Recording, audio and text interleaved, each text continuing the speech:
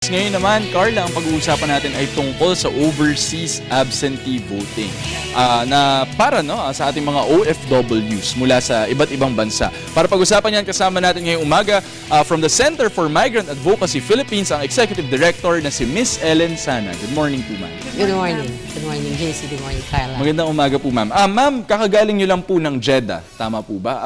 How are the OFWs there? Kasi balita namin ay merong situation ngayon sa consulate. Oo nga, JC. Kasi doon sa mismong kalapit ng ating consulate, isang building yon, four floors yung building, ay nagka-camp out yung ating mga undocumented Filipinos. Hindi lang galing sa Jeddah, galing din sa ibang mga lugar. At nananawagan sa ating konsulado na sana ay mapauwi na sila as soon as possible. Kasi mas mahigpit yung pag-implement ng Saudi government na dapat ay maayos yung residence and work permit mo. Dapat consistent yan doon sa trabaho mo. Dapat ay valid.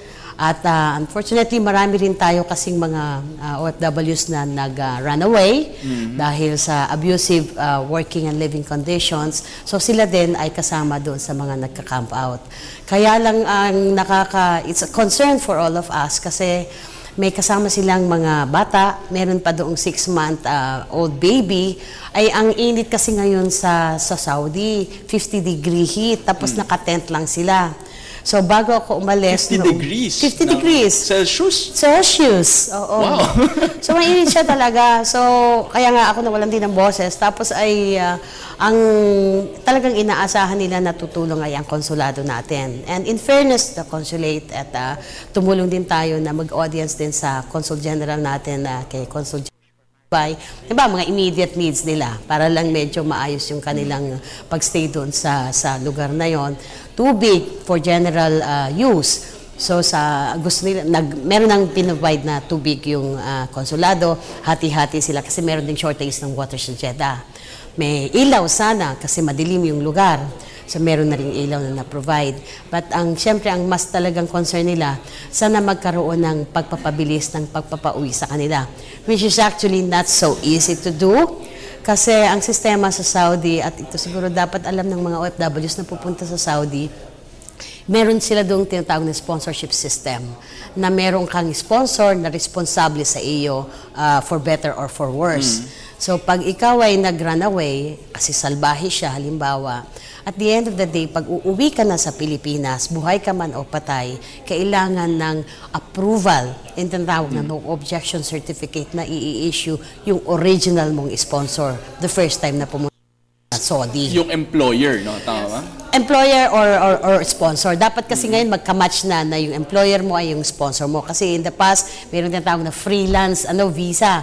Bibili ka ng visa, tapos iba yung employer mo. Ngayon, dahil din doon sa kanilang programa ng Saudization or yung nitakat na tinatawag, na ine-employ nila consciously dapat ng private sector yung Saudi nationals, mas mahigpit silang nag-check ng ikama mo. Kahit valid yung ikama mo, yung work permit mo or residence permit, pero iba naman yung employer mo, issue pa rin yun at meron ka pa ring violation.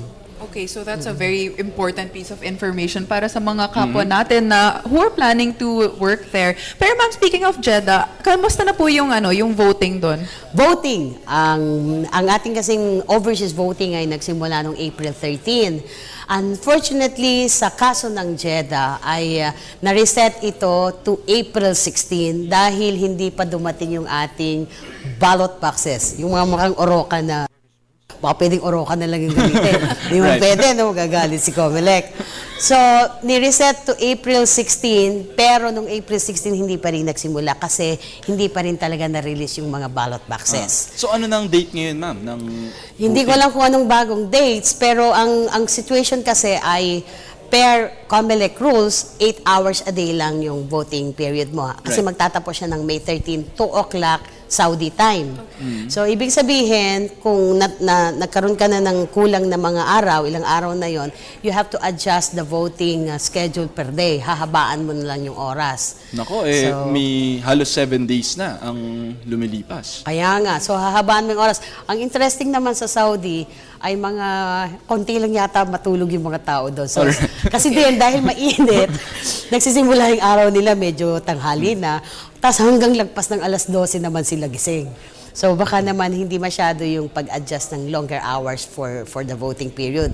Ang kasi din ay JC Carla, at not only for Jeddah but in many other places, yung talagang commitment ng ating mga registered voters na talagang to make time para pumunta doon sa ating embassy at konsulado where personal voting is the mode of voting. Kasi yung automated election, kailangan mo pa rin pumunta ng personal para magboto.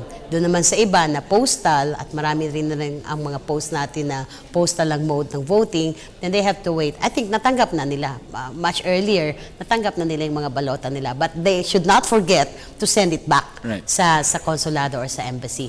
Alam mo, Carla, yung sinabi ni Ma'am, no, sobrang init pa lang yun sa Jeddah. So, dito pala nagrereklamo na tayo ng 35 degrees. Malamig pa pala. Malamig pa pala. Ang difference, hindi masyadong malagkit doon. Hindi masyadong lalo dense. sa Riyadh, No? it's very, very dry. So, pagka hindi ka parang uncomfortable in a way, pag nasanay ka na, especially the women, required yun, women's outfit, pag lalabas ka ng bahay, nakaabaya ka.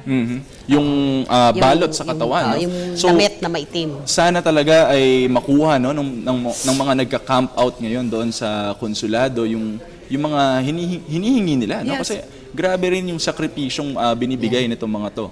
Hopefully, yun nga yung sinabi natin na sinusuportahan natin yung panawagan ng ating mga kababayan na sa konsulado din na may special measures na sana magawa dahil highest representation as much as possible with the Saudi authorities para makiusap. Kasi kailangan mo mag-apila. Dahil, obviously, merong violation. Of course, may dahilan yung mga tao natin bakit sila nag-abscond, bakit sila nag-run away. Pero, that's beside the point. So, ngayon ay nagkukumahog sila. Sana ay makatulong ang ating konsulado na mapabilis. Kasi tinanong ko, can we waive yung tinatawag na private rights ng mga employers para hindi na sila mag-issue ng no objection certificate? Kasi dyan bago ka mapauwi, kailangan may no objection certificate ka from your original sponsor. Kung salbahe man siya o hindi siya salbahe. Maski patay hindi yun immediately napapauwi because of that. Tapos, i-check ka pa kung may criminal records ka. Kasi usually, pag nag-abscond ka, either fabricated yung kaso, so titingnan kung klaro ka, kung malinis yung records mo. And then, you have the penalties to deal with. Yung penalties ang mas relatively madali kasi pwede yung ma-waive. Pakiusapan yan. Pero yon, ang isang nakakalungkot, kahit na nag-o-offer yung ating konsulado ng shelter, they're trying to arrange a shelter where these people can go to. At the moment, siguro sana hindi hanggang June, now which is the deadline for the 3-month reprieve ng Saudi, ay doon sila, parang resolbado sila na doon sila sa labas ng konsulado. Right, okay. Ngayon, diretso naman tayo, ma'am, sa voting na mismo talaga. No?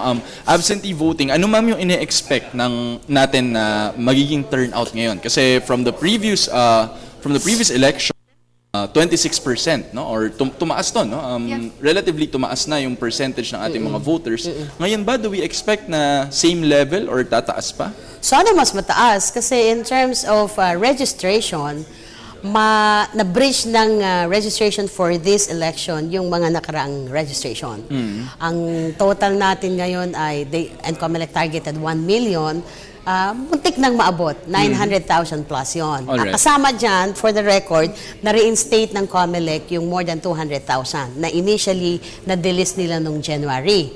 So, ibig sabihin, ay pwede silang pumunta sa embassy or consulate para bumoto. Papipirmahin lang sila doon para ma-manifest yung intent nila na talagang gusto pa nilang bumoto. Alright. Pero Maganda qualified yan pa rin because sila. mahirap nga nung pumunta sa embassy para mag-register tapos babalik ka pa para mag-vote. So maganda na binigyan sila ng leeway na hindi sila nakaboto pero ngayon pwede na ulit. Hindi na kailangan nilang magre-register.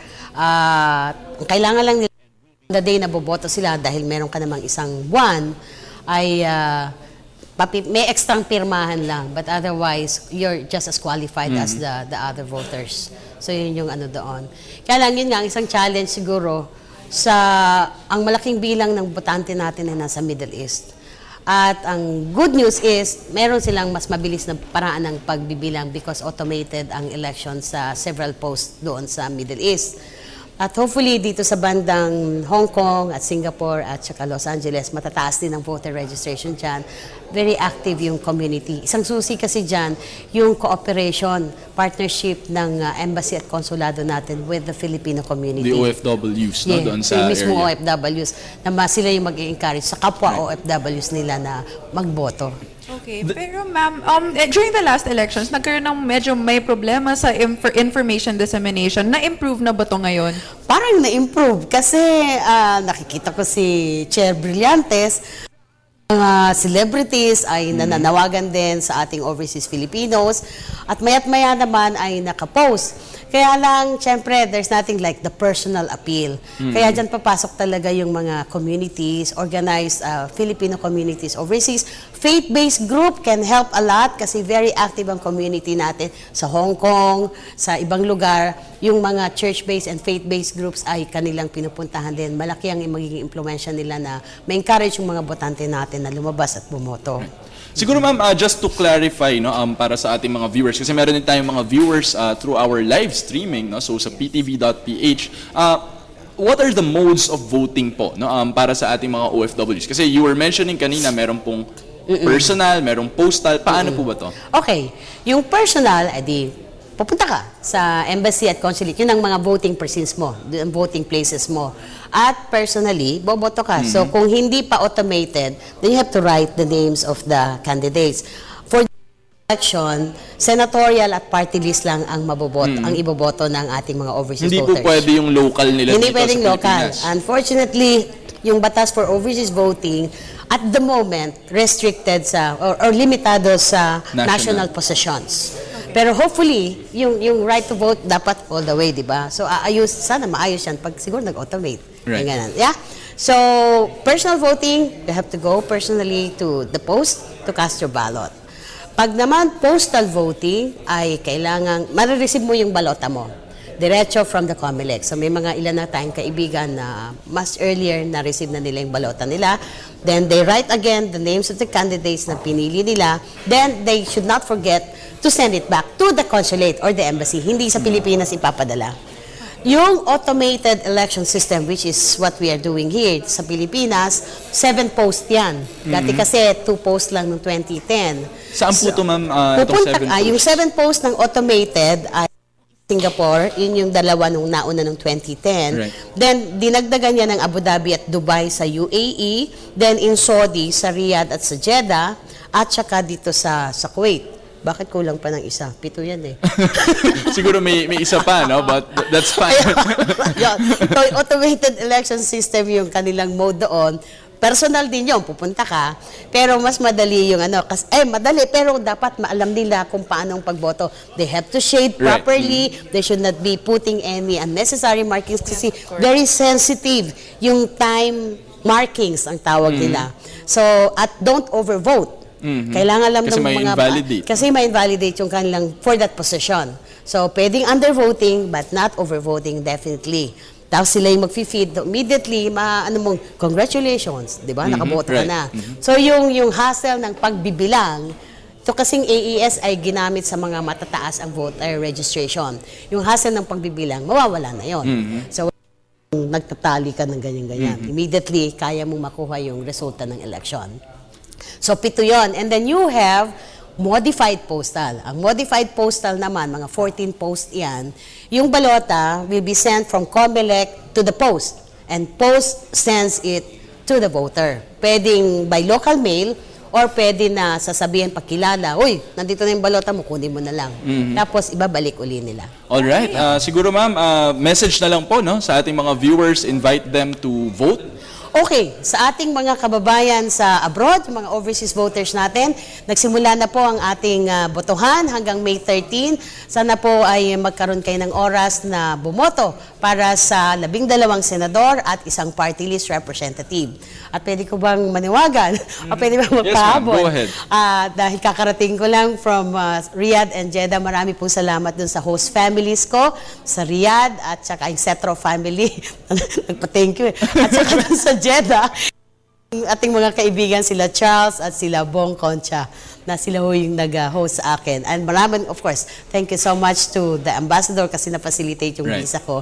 At to Consul General ay kasama niyo po kami sa pagsuporta dito sa effort na mapauwi na yung ating mga undocumented Filipinos. Alright, maraming salamat po, ma'am. That was Miss Ellen Sana, ang Executive Director ng Center for Migrant Advocacy Philippines.